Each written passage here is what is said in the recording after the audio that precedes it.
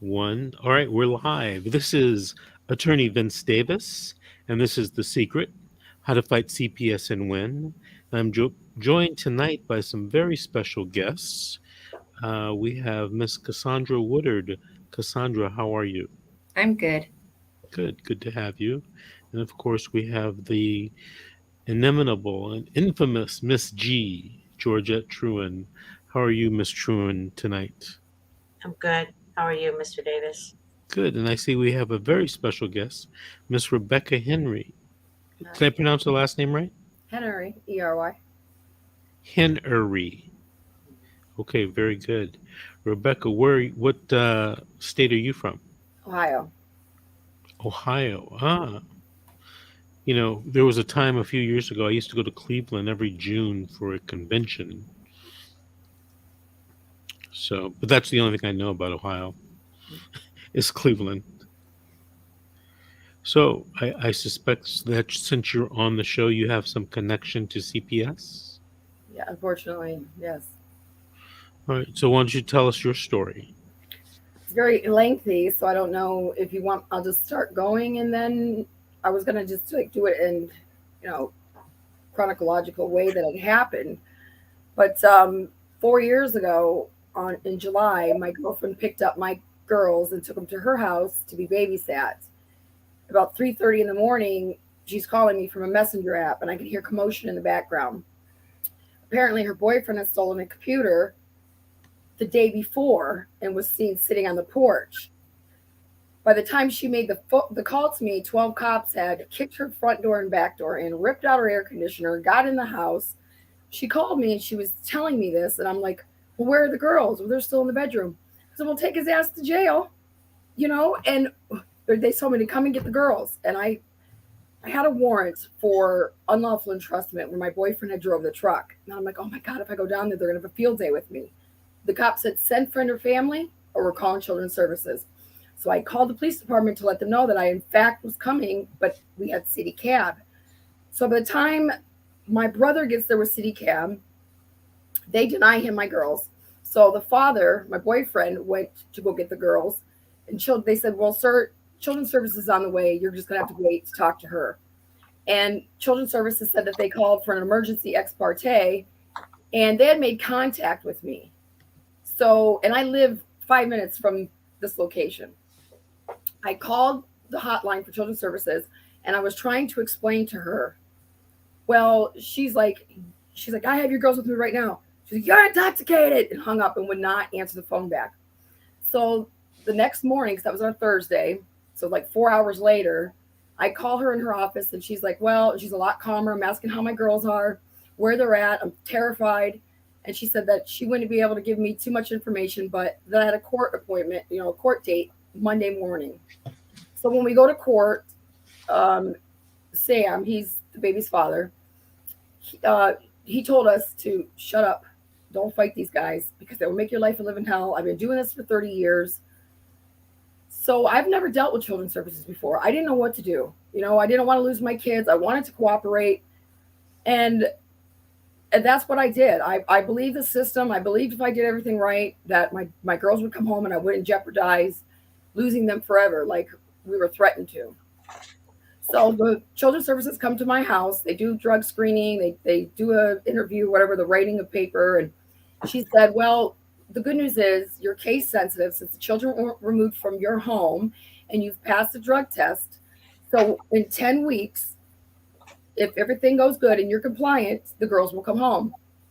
That never happened. We were in court and I addressed the situation of the 10-week case sensitive. And their lawyer, Children's Services lawyer, agreed that as long as I took a hair follicle test and passed, they would close my case. So I take the hair follicle test, which is supposed to take 10 days. It takes 3 weeks. She's the guardian that let me come to my house, and she said, I saw you at Rooms to Grow with your daughters during a visit. And I was like, oh, really? I didn't notice you there. She goes, I know. She said, I've never seen a family that has showed so much love and bond, and I've been doing this for many years. My recommendation is for the girls to come home immediately. But I just don't understand why you're not taking your medication. What medication? I don't take medication. She said, well, Children's Services said that you were prescribed medication by your, because they made me go to counseling at Signature Health. And So I had to go get a letter to state that that's not what it said. It said offered medication, declined at the time. It's not needed for her health or well being. And they said it. She goes, well, where does it say prescribed or refused? It doesn't. So by their misreading a letter, stopped my children from being able to come home. My children were placed with kin. They promised her 6 months. So I got to see my kids 1 day a week. It took 6 weeks before I could even see my kids for the first time. Um, it, they went to kin, which is my oldest sister's grandma. They lived there for over 6 months. She could no longer watch them anymore, so they went to their first foster house. They were there no more than 3 weeks. My little one was just pushing 2. She got out of the house, almost got hit by a car. 911 was called, and they brought my kids to me because there was no other. Listen, I've got a job. I've got a beautiful house. I've never been involved with children's services. I've passed all my drug screens. This is going on 7, 8 months. And I'm just like, I had my first lawyer, he had to quit because they moved my court date 2 days back just to put it right back where it was. But now I've got a new counsel, and they've all been ineffective. The first guardian ad litem had to quit because she moved to be a prosecutor. So now I've got another new guardian ad litem, and they just kept pushing and pushing and pushing. And it just, I mean, it's been 4 years now. And I just didn't know I didn't know that I could appeal anything. I didn't know I could file motions. And it's just bizarre. They bring my daughters to me. I wasn't good enough from day 1 to 7 months for them to be in my care every day. But because my little one almost gets hit by a car and killed, now all of a sudden I'm okay to be trusted with my own children, who I've never had any abuse or neglect charges on or anything. So they live with me. We move out of our house. We move into a new house, and it's with a friend. He truck drives. He's not there all week. It would save me $700 a month. School, I got to get their school clothes and stuff. And I thought maybe this is a good idea. Big yard, swimming pool, family, friends, and the dogs. Because I was in a different location at the time, further away from all of my connections. So I move in, and Children's Services come with yet another new caseworker. This is caseworker number 4. And they wanted to come in the house and look and stuff. And I was like, well, I'm still kind of renovating a little bit because, he's kind of an older gentleman. He doesn't really. So the house is almost near perfect because you know how they'll be, any little light switch or something. So she says, okay, the house is looking good. We're going to come back in a week and see your progress. So they were concerned about a generator that was running because the electric bill was something had to be fixed with it or whatever. But the food was packed in the fridge cold, showers, air conditioners. We had everything. So it wasn't like my children were in harm or anything. What they were concerned about was, who are all these men in question, they said. I said, Uncle Milo or Kelly or their dad? I don't understand. So they wanted the men to all go get fingerprints. And I didn't know what that was about. So Kelly refused to get fingerprints. They asked Children's Services, says, well, we want you to move out of here, and we want you to move into a 1-bedroom apartment in the Beatitude House. And I'm like, why would I move from a 1-bedroom from 4 bedrooms in a big yard to a 1-bedroom apartment? I mean, so I said, whatever, okay, let's go. And she says, well, there's an extended time. You got to wait till the people move out and they find a spot for you. So in between that time, I was at a weekend that we went to go visit their father. We had a commercial building in the middle of town. And she called me and said, are you living there? I said, no, I'm not living there. What do you mean? She said, well, then I need you to meet me with my supervisor at your home to make sure you're still there at 3:30 once I got my daughter out of school. So instead, while I'm at work, we're backed up to the building. We just dropped off a stove or refrigerator. I can't remember what it was. My little girl's in the back seat, and she says, oh, mommy, there's Titty Services. You better go talk to them. So I'm looking. I didn't even know the 4 cops are coming up this way, and Children's Services is getting out of this unmarked car. And I'm like, oh, my God, what the hell? She gets out. She's very hesitant at first. And then I see the supervisor screaming, go get her or something. And I'm like, should I roll my window? And I'm like, yeah. And she's like, Rebecca, do you have the baby with you? And I'm like, yeah, why? And she said, I need to take her. My children have been gone and living with this lady in Geneva, living away from me for 3 years now. So I told them, because this was the third lawyer that I had. I said, I'm not getting anywhere. Nobody is helping me. Nobody's understanding anything. I move into the Beatitude House. I'm doing very well there, have a job still. I'm by myself. I'm waiting for my girls. She says, well, you're going to have to start with Rooms to Grow again. I said, why do I have to go all the way back to Rooms to Grow? I just had my girls with me in my care. I don't understand. She says, well, that's just the process. Okay.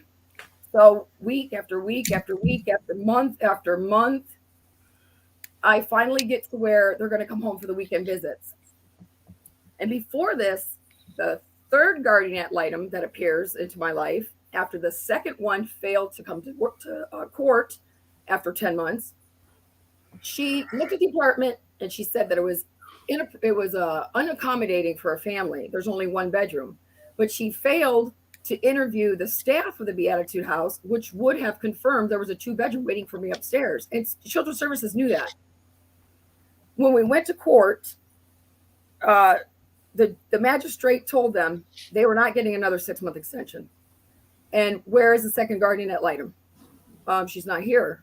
That's when the third one came in. When the third one came back for court, the judge was there. The magistrate was out. I unfortunately was a few minutes late. He would not let me speak. Children's Services knew they already didn't have an extension. The guardian ad litem knew that she didn't interview the staff. So I was screwed. They wouldn't let me say nothing. My counselor was just sitting there. She says, how are the boys doing? They're not boys. They're 2 girls. So it's just been a nightmare. And it wasn't long after that they filed for permanent custody. And it's just ridiculous. There was no positive drug screens. I had my hair follicle done. I had jobs.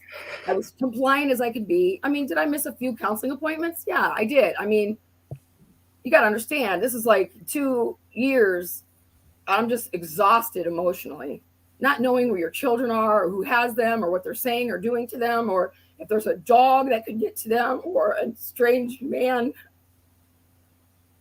So it took over 2.5 years from the time they filed permanent custody. Well, 857 days or something. I had it written down yesterday. They filed for permanent custody June 9th, 2020. And it took the magistrate, it took us a year to get to court. The magistrate 3 months to make her decision. And then another year for the judge to be, I filed because they stopped my visits during the magistrate's decision. And I had no idea that that was against the law, that they shouldn't have done that. The judge hasn't made his ruling yet. So I had to talk to my children online for over a year, because COVID, they kept saying COVID. And then they stopped my visits. It took a year. I filed for a status hearing so that the judge could see, what's going on with my case? This has been over a year since I've seen my children. There is absolutely no reason for them to ever do this to me. They didn't honor anything that they said. The magistrate knew that she had already denied them, but because she was out absent, she let the judge they just did whatever they wanted. So we filed a status. Within a week, he came back with his answer. And so now I'm in appeals. Do you have a court-appointed appellate attorney? I have a paid attorney now. My lawyer that I hired for the evidentiary hearing I asked him to file paperwork that I needed that could document those court dates that were, those motions. They had to have filed something. Something had to have been said in court where they said, we agreed to this 10 weeks. The Children's Services paper, we agreed to these 10 weeks. We move on to the semi-annual hearing with the magistrate. No, she told them too. She said, don't even ask. You're not getting another 6-month extension. This has been going on way too long. No guardian ad litems here. When they do, they're going to check your apartment. You guys are going to come back in 21 days. When we came back in 21 days, she was out sick. The judge wouldn't let me speak. Children's Services already knew. The guardian ad litem knew she didn't do her job correctly, but she's like, well, how was I supposed to know there was a 2-bedroom? Because you're supposed to do your job. That's what you get paid for. So that these children don't have to stay in foster care. And so So that's where I'm at. And you got your magistrate that in her report, there's 4 facts of error that she has. She said I did things I didn't do. The transcript, you can see right in the transcript, that was never said. Um, I'm not disputing you didn't get your 12 or 22 months. Of course you did, because you guys were all very biased to me. I stood up in court that day and told them, I'm going to get a lawyer. I'm going to hire a lawyer of my own, because nobody is helping me and nobody is listening to me. I've done everything you guys have asked me to do. I mean, what is the problem here? I don't understand. And they use another excuse as their father.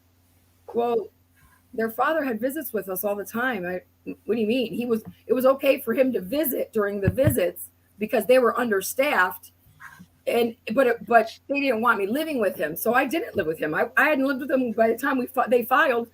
It was 9 months that I was living in that transitional housing by myself. Surveillance, staff on deck. It was just every excuse that they had, and they just kept, So that's where I'm at now. Is your case on appeal, you said?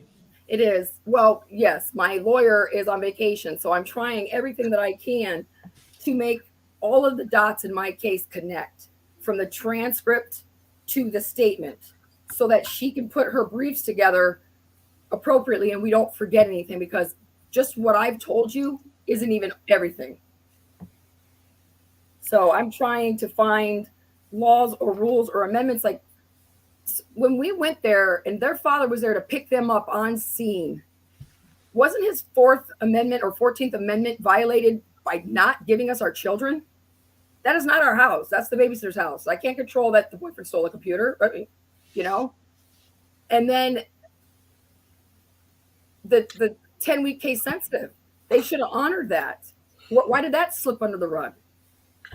Did they blame you because, did they say that the reason this is happening because you failed to protect from the babysitter's house? They started with abuse or neglect. They all start out with abuse or neglect. When we went that first day, I was just distraught. I hadn't seen my children in 3 days. I didn't know where they were. His lawyer said, don't say nothing. He said, these guys will make your life live in hell. Just cooperate with everything. I said, I will agree to a 6-month case plan, but I will not agree to anything of abuse, neglect, or anything like that. When we went back for the next hearing, I thought he said dependency. He comes in and shuffles me in. He says, we're just going to go to dependency, right? Dependency to me, in my mind, is alcohol dependency, because they had me going to AA and drug screens and everything. So I said, yeah, I didn't know dependency meant my kids were dependent upon another adult or someone to take care of them, and I couldn't. It's like, wait a minute, what? And she's like, you already counseled with you talked to your counsel. So I'm just like, he's like, oh, it's just a process, for the 6 months, just do it. So I'm like, okay, all I hear, comply in my mind. And that's what I have done. And I shouldn't have. And I'm now thinking, I just thought, I've heard horror stories of children's services before. And I'm like, yeah, right. If you do what you're supposed to do, you'll get your kids back. That's not true at all. So that's what they have, is that it was a dependency case. Well, I was a little confused, Rebecca. How did the case start? I mean, was it an allegation of drug abuse? Was it an allegation of domestic violence? Oh, yeah. They said, when they took the babies, I said, well, on what grounds do you have to keep my children from me? And she said that we got a report that you might be on drugs. And I said, well, give me the drug test. Let me take the drug test. And I tested, all negative. They did the hair follicle test in like 12 weeks. I think that was, because after 10 weeks, I started getting antsy, And I said, you guys gave, you promised me 10-week case sensitive. And, it's been at this time, it was probably 12 to 14 weeks later. And their lawyer agreed, if you take a hair follicle test and pass, we'll close your case and your kids can come home. And at any point during this, for the first 2 years, there's no positive drug screens, no problems with nothing. They could have closed the case and then maybe look back into it, or they could have done anything except punish my children like this. When this first happened, for the first, I would say, 8 months. Every time I had to say goodbye to them and stick them in the car, they were just devastated. And being a mother and they're screaming for you that they're good girls and they love you. And they told me, keep just lie. I said, why do I keep doing this to my kids? And they said, just tell them the house ain't ready yet. Tell them this, tell them that. So one time I just told my daughter, she was 6 years old, and I told her the truth. That's not mommy. Mommy wants to take you home, and it's still to this day. I mean, they're saying when we were doing the online visits, my babies are saying, Mom, I'm ready to come home now. Can you come and get me? And you can't. How old are the children right now? They were 18 months and 5 years old when they took them, and they'll be 6 and 10. Do you still have your parental rights, or were those terminated? The judge terminated my parental rights, but I'm appealing that. So Okay. And you have an appellate attorney that you hired to represent you? I have an attorney that I have hired that has, I've been talking with her through this whole experience. The building that we owned where the children's services came and took my baby out of the truck, her family used to own that building at one point in time. And so that's where conversations started about the building. And then when this happened to me, I knew she was a lawyer. She would discuss things with me or connect with me on Messenger, and because we're friends on Facebook and whatnot. And she said from the beginning that this, they have no right to take your kids. They have no right to keep your kids. And by every avenue, Children's Services just would not. I mean, the simple fact that I moved to that apartment where they asked me to move to in a secured location, they knew the 2-bedroom apartment was available, and they didn't even say anything. They just let my kids stay with this foster lady. And then the foster lady said that she fell in love with my kids. She wants to adopt them right away. She had my kids calling her mom, like the third or fourth week, I want to say. My daughter came to visit me at my apartment, and just when she was telling me she saw a real life dead body, Mom. I said, what? Because it was near Halloween time. I thought, a skeleton? And she said, no, Mommy, him was like this. This lady took my 6-year-old daughter to an open casket funeral. Not once, but twice. And somehow, I'm a bad mom, or I'm a threat and can't be trusted. I mean, that was inappropriate. My child doesn't need to see that, for one, and for two, you're just a foster parent. And reunification was always the key. And they're saying I never followed my case plan, but yet in through these papers, you'll see like the semi-annual hearing, it said significant case plan, reunification is the goal, is the key. That these children, they were sure that the children were going to come home with at least one of the parents. But then the magistrate says, it never moved past this, it wasn't that, and it clearly was. It clearly was. So it's been a nightmare. How long has your case been up on appeal, and when do you expect a decision? He just made his decision October 14th. The judge did. It took him a year and a status hearing to open his eyes to this case. And he affirmed or agreed with the magistrate and said that she had made very specific and detailed things as to why she decided what she decided.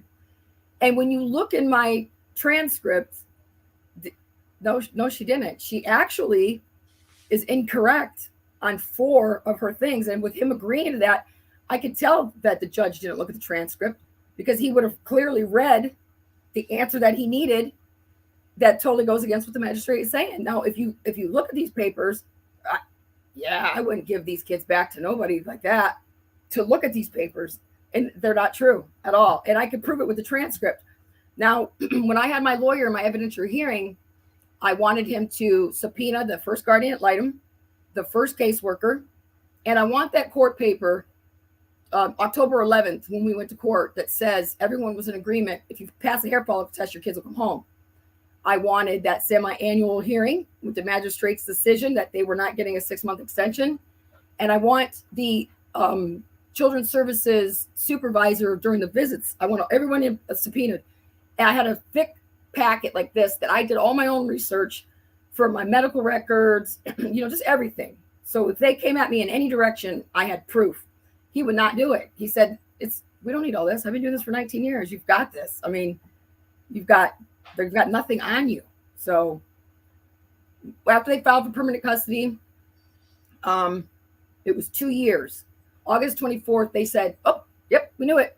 They came back with a, not an inconclusive, but a very low methamphetamine mouth swab. I went and got a hair follicle test, paid for it myself. But at that time, I was already, when I stood up and said, I want a real lawyer because I'm not doing this. And then they said, oh yeah, you had a bad mouth screen. This was April. They said August was the bad screen. 2 years into the case. So when I got my lawyer said, yeah, just go get your hair screen. It'll cover that date. And then they can't have shit to say about that either. So I get the hair screen, cover that date. That April, I went to the Fosters to drop off Easter baskets to my daughters. She called the police and I was charged with a felony for trespassing with an habitation. I was put in a diversion program. I completed that program and they dropped that felony. So he used that against me, and he said that the hair follicle test was on my terms, which was over 90 days, which it wasn't. It was only 62. And when you get the hair follicle test, you'll see, all the things, whether it's positive, negative, and in the far right corner, it says reasons for test. Now, the first one said, the agency's, at the agency's request. So this one said personal, because I paid for it myself. Well, he said it was only because mental health court asked me to do it. No, they didn't. And nowhere in the transcript and nowhere in any testimony did it say that, because I wasn't with mental health court until December 21st, 2020. So he's wrong, totally incorrect. And then he uses it as I never gave them my medical records with mental health court so he could determine whether or not I continue to stay negative, which I did. So that's not true. And it's like, I'm at the point now where I go to the magistrate's decision. I took all of her decisions out. I corresponded to the actual facts. So those are dismissed. You have a guardian ad litem that got her information about my medical records. This is in her statement to the court, that she wasn't at like 9-10 months into the case.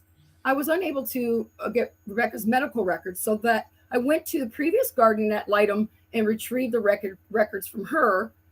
And the record that we have aren't up to date. And I wasn't able to speak to her counselor, but I'm recommended permanent custody. Now, how can that be? How can they even consider a guardian ad litem's inconclusive or misinformed decision? How are you going to make a decision of, the death penalty to me, divesting my parental rights for my children, when there was no abuse or neglect? There was no calls or concerns or anything in my life with my children. I've always provided for my children. My children love me, and I love children, period. And I thought it was a conflict of interest. I said, there's absolutely no way that you could make such a recommended decision on someone's life when you failed to interview for the apartment. You went back to the previous guardian ad litem that was dismissed. You don't have her current medical records. You didn't speak to her counselor. I just don't know how the magistrate and then the judge could all accept it. I mean,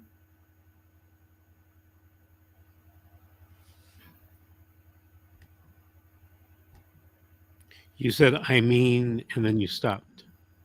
yeah, I don't understand, I mean, I was hoping that the judge would open up the transcript and read my testimony. I was hoping that there would have been one evidence of fact other than they established their 12 of 22. Yeah, I'm not disputing that you did that to my kids. Not at all. What I'm saying is it was unnecessary. I've always been able to provide for myself. I've always had enough to accommodate for 10 families. They just don't like me because after so long, I started to fight verbally, because it wasn't making sense. And my children were in despair, and Children's Services is who abused and neglected my kids. Mhm. Period. Mhm. They do. You know, Rebecca, they do this. Mr. That Davis makes said sense. they do this intentionally. They do this intentionally. I mean, Mr. Davis, oftentimes he disagrees with me, but I always say that all of them are demonic all over the United Yeah. States. Yeah. Um, Evil people. That's all it could be. Is someone so heartless to watch these children scream and cry for their mother, and you're pulling them off of me time and time again. Like, how do you do that? yep. And they actually enjoy it, believe it or not. Most of them laugh or smile at when Yeah, you I've seen them high fiving each other, taking babies from where I lived at the Beatitude House. come. And that's what they do. They do that. It's intimidation. It's called bullying. It's called gaslighting. Um, they want you to react to their demonic behavior, and then they point the finger at you and say that something is wrong with you. You're Hmm. crazy, and that's how they usually do this in every county, every state. A lot of people think, oh, Texas is the worst, or LA County is the worst, or Ohio is the worst, Chicago is the worst. I tell people this all the time. All of you guys have the same similar story, same crap about the social workers. And I was talking on the show yesterday, and there was a social worker that only worked in the department for like 3 months, 6 months, something like that. And they wanted her, they trained her, or they tried to train her to call and make an anonymous call. Wow, I wouldn't doubt it Yeah. because when I went to go get my medical records, when this third guardian item said you couldn't get them, I called, and I said, because I don't know about calling for medical records. She said, "Well, honey, you just called and said that you didn't want your medical records disclosed to your lawyer." I was like, "What? Why would anybody say that?" I said, "Wait a minute, what's your name?" She said, "Lena." I said, "Well, my daughter's Alana, so I would remember your name for one. For two, how did you get? I mean," she goes, "Well, you gave me your birth date." Wow. No, no, I never in my life needed a reason to call for medical records. So Yeah. that needs to be fixed. There needs to be a code or an in-person request. Why would anybody say don't? I said, well, that doesn't make sense. She goes, well, I know it didn't at the time. Yeah, Well, but the thing is that people don't understand is that that lady that I'm mentioning, she wanted to work for the department just to see how they operate from the in out, right? And when they trained her to call and to make an anonymous call, she refused. And then they told her that if you refuse, then you're going to have to go to another department. They didn't say you're fired. They just told her we're going to transfer you to another department. And she said, no, I don't want to do this. And I'm not understanding why you guys are doing this. She got really angry with the supervisor. Then they moved her to another department, whether she liked it or not. Then she found out later that the other social workers do what their supervisor tells them to do, or they're going to lose their job. right. And And that's what then, happened to me. The mhm, first caseworker that said 10-week case sensitive, she transitioned. She just does the intake part. Then you get another one. She quit. Then I got another male caseworker. He quit. Then I got this fourth caseworker. And my lawyer asked her during the cross examination and the evidentiary hearing, would you have done things differently had you been on the case first with Rebecca? And she was trying to, just like the day she come to get the baby out of the car and was hesitant because I liked her at first. She seemed like she was for the families. And they webbed her right in and she started changing on me. And I told my counselor, she goes, oh no, she really likes you. And then by the end of it, my counselor was like, so you might be right. And I said, I told you. And in court, she said, it's yeah, I probably would have done things differently if I wasn't, coerced by the higher ups to either do what we say or you'll lose your job, because she, at the time that we went to court, she was there for a year. And lo and behold, she doesn't work for Children's Services anymore. So mhm, this woman's opinion, when she knew she spent Christmas with us, because she spent time on her time because they're like, oh, we're sorry, we're not going to be able to do your Christmas visit. There's just not enough staff. And she said, no, I'll come and do it. And I thought, yes, that's compassionate, loving person that will allow me to have Christmas with my daughters. yeah, but We had what a do you, wonderful but time. Rebecca, Department of Social Workers, they act like the good cop and the bad cop. Okay, you're not going to trust someone who's mean to you. You're not going to open up to somebody who's mean to you, right? but you're going to open up to somebody who is accommodating to you, correct? What Am I I right? meant, yeah, what Oh, I wait, meant finish. is, Rebecca, let me finish. So she didn't change. She's been like that. She's been like that. And oftentimes, and I hear this from the social worker I was telling you guys about, they move them to a different department, but they really don't. The other ones that stay with the county, they actually do everything the county wants them to do. They play the game. They go to a different department, they tell you, but it's not true. They put them at a different location. You know, that's all it is. Different family, I not don't your. know. All I know is I They had four of change them. no, but wait, listen. They change social workers around to complicate the case Oh because yeah. the previous social worker. That's just my opinion, you guys. I'm not saying that as an attorney. I mean, it makes Uh, sense. yeah, but they complicate the case by changing the social workers around. And then the previous social worker supposedly was nice. Then all of a sudden, the new social worker is saying something completely different than what was the other social You're workers. absolutely right because with the Yeah, three guardian items, four, it's just it makes sense because every right, time they had to investigate longer, you got to get used to your second guardian ad litem. She needs to see you. Well, the right. first guardian ad litem's already totally agreed, and everyone's supposed to be on board, and my kids are supposed to come home. Yeah, Case closed, and she had to get used to me.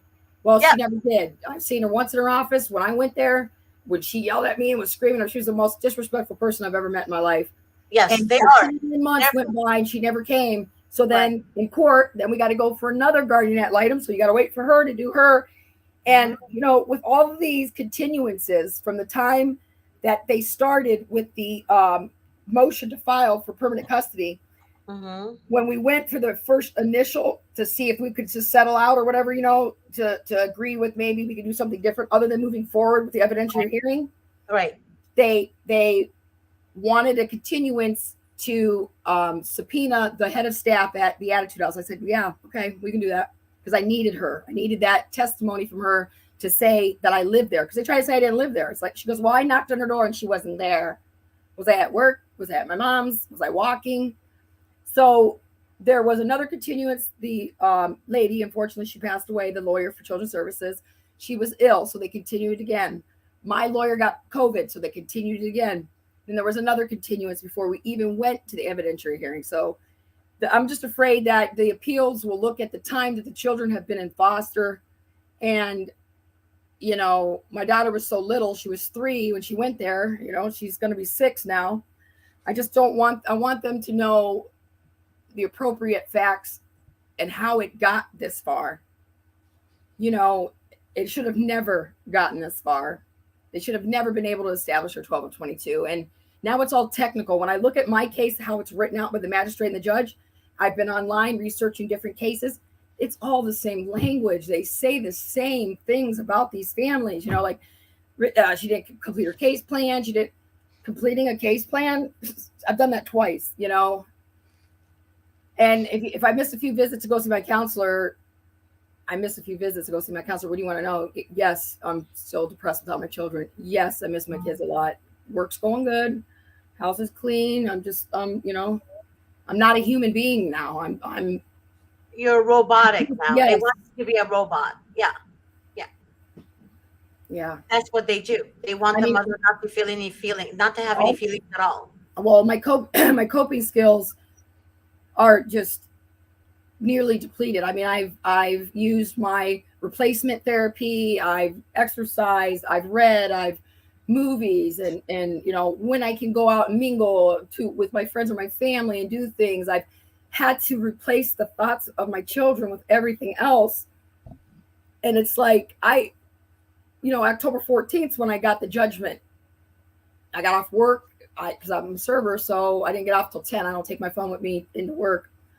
And my appointed attorney, because I needed that transcript, that was $1,500. He's messaged me on Messenger and said he was at a wedding, but he wanted to let me know. Unfortunately, the judge ruled with the magistrate, and they, they're all in agreement. So, but I mean, I feel confident enough with the facts, the true facts of the story. If I can find the appropriate dockets, the appropriate by law where my amendments were violated, if I can file for the ineffective, because I want my lawyer now to file for ineffective counsel when she files the appeal, the notice of appeal, because I was misrepresented by each and every one of the appointed attorneys and my paid attorney. Well, I have an email through my Yahoo that I sent to him with all the people's names and phone numbers, why I want them subpoenaed, and for what reason they would help me in my case. And he said, no, we don't need that. So the packet I brought with me with every single piece of information that would support my claim, even in regards to the damage that this does for a child. 0 to 5 years are the most impressionable time for a child. And for them to continue to deny my baby to come home to her mommy, I know it's had to have done something to her. Rebecca, did you have any questions for me this evening? Yeah. Hearing my case, is there anything that you similarly would have heard, or is there, like, can I use any? Wait, hold on a second. I didn't understand that part of the question. Have you fought and won an appeal that sounds similar to mine, and how did you do it? What other case that you compare it to that would support mine? What violations did they do that I can say, like stop, go back to the beginning here now. We got this paper from court saying that you were all in agreement. That should have ended then. Am I going to be protected by that? If I can get ineffective counsel and prove that. I did say it in my testimony. I called out the lawyer and said, ma'am, you're the one that agreed to it. Because she was the only one that was there that was still on the case, was the lawyer for Children's Services. And she says, I don't remember exactly what. Well, yes, you do remember exactly. And it's got to be written for October 11th, 2018's court docket with, the magistrate that was there at the time. The first one. Then there was another one. And there was the judge. Is there something that, yes? You want to know if there's one thing I can tell you to argue? Yeah. Okay. Unfortunately, you've hit on the issue that might be one of your best arguments, and that's ineffective assistance of counsel, IAC. In a lot of cases, that argument is constitutional because you have a right to competent counsel, a court-appointed counsel. He was paid. Your attorney that was paid? Yeah, I paid my attorney $4,000 to not listen to me, to not take any of my documents I wanted. I sent him an email with all the supporting evidence and the people that I needed, and he said, no, we don't need it. He said, I've been doing this for 19 years. You got it. It's a win-win. I've got documents. I've got voicemails. Or not voicemails, but text messages. And, and I told him when he said, Rebecca, after 3 months, he said, I'm so sorry. I didn't know. She must have had her mind made up before we went in there. She said, no, she agrees with Children's Services. I was devastated. I was like, what? How can that be? Your attorney told you she was in agreement with Children's Services? Yeah, when the magistrate made her decision, when her decision came in, of course we objected to it, but he said, I'm sorry. I said, well, I told you. They don't like me. We need to go in there guns blazing. We need every single bit of information we can get. And you wouldn't listen to me. And he said, I'm sorry, Rebecca. I didn't think that, no. Don't be sorry. Sorry to me. Say sorry to my kids. I'm out here fighting. And I hire you to do me a justice. And you can't even subpoena the people I want you to subpoena. We got an extension by Children's Services request to subpoena Tammy from Beatitude House. She never showed up, never came to verify that I live there. I mean, what do you mean I don't live there? We had Christmas there. Children's Services came for every single visit there. And the magistrate said that I had unstable housing. What are you talking about? I lived in one residence for 11 months. Then I moved. You don't want me living there. So I moved into the Beatitude House for 9 months. Then I moved to the new house that I'm at now for 2.5 years. Like, I don't know. But the ineffective counsel, we'll go back to that. If I have proof, which I do, shouldn't I be granted ineffective counsel because of the submitted email to my lawyer asking for this, and it was never allowed into court? Did you make that part of the appellate record? We haven't submitted any briefs or anything. I'm just now into that phase. Okay, My hold on. That's not the answer to my question. You said appellant. I'm not there yet. You filed an appeal, right? Um, the appeal isn't filed yet. My lawyer's on vacation. She's coming back November 7th. When she files for notice of appeal, I want her to add that I'm requesting ineffective counsel, which, Okay. Is that going to be timely? yeah, That that's what may I was asking her. I said, you said it's 30 days. She said, yes. From October 14th, you have 30 days to file notice of appeal. And then you have, 20 days or something to submit your briefs. what I would do is I might prepare a notice of appeal, send it to your attorney, and ask her to suggest any changes so that you guys can file that right away. You don't want to be caught on, filing it late, because in most states like California, if you file it late, it's, too bad, too Well, sad. well, like I said, I've talked to her for the 4 years on Messenger and through Facebook, as she was assisting me through my problems here. Like, she's the one that told me, she goes, well, at least you get to see the girls still 1 day a week. Magistrate, that's just her opinion. It's nothing. I said, no, they ended my visits a long time ago. She said, what? She goes, oh, no. You file right now. You tell your lawyer to file right now a motion to vacate a document or something like that and I wrote letters every week, the same letter every week to Children's Services. And they said they've already gotten their judgment. I said, you couldn't have. It was a pre-judgment thing that the judge sent in, before the 14 days. It's the same judge that ruled against me, October 14th. He prematurely signed it, and it said, this is an objectable, whatever. You can appeal this or object to this. So that's when we did our objection. And then 3 months later, she came back with the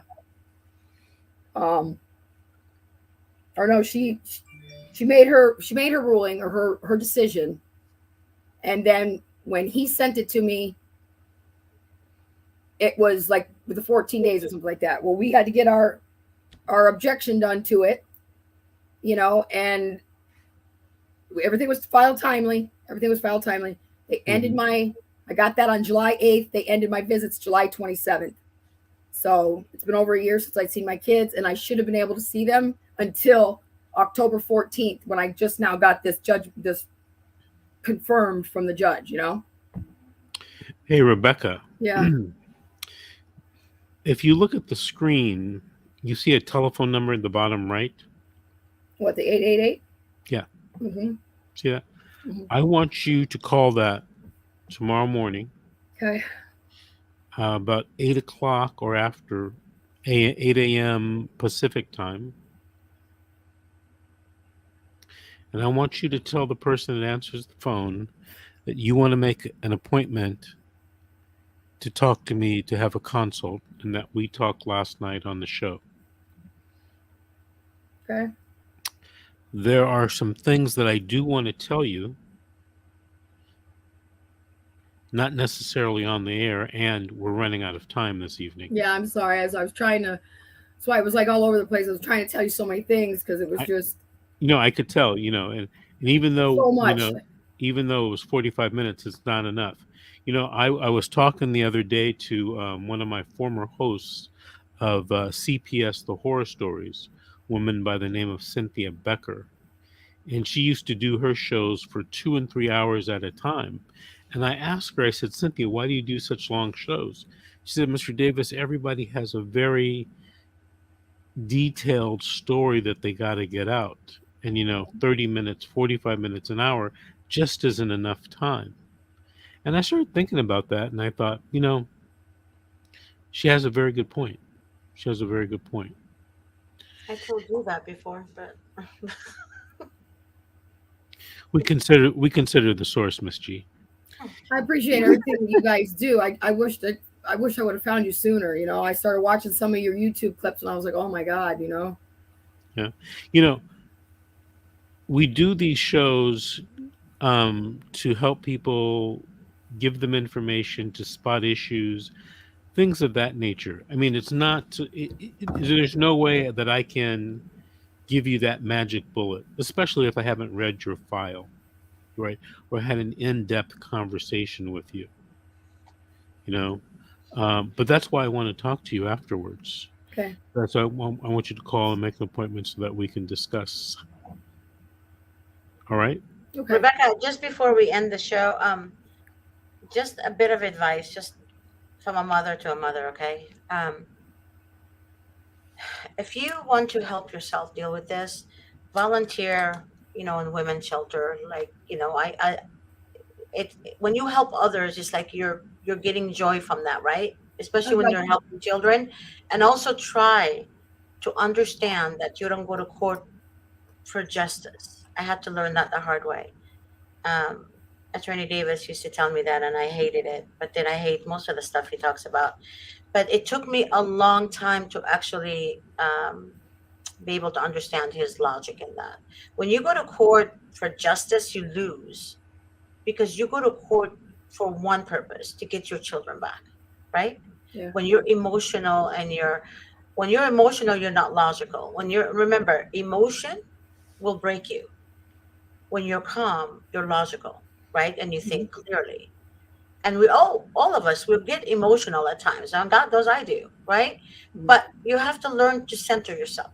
Without drugs, alcohol, all that partying with your friends, all this bullshit is it's not going to help you. I'm being honest with you.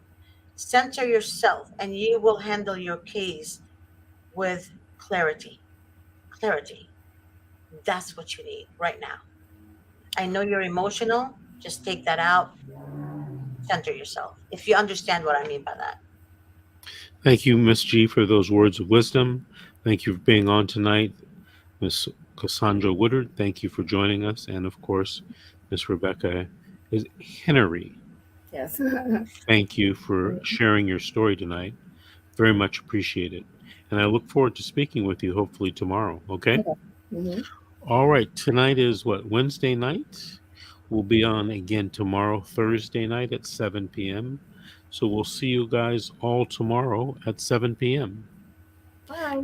And those of you that have questions, bring your questions with you. Post them.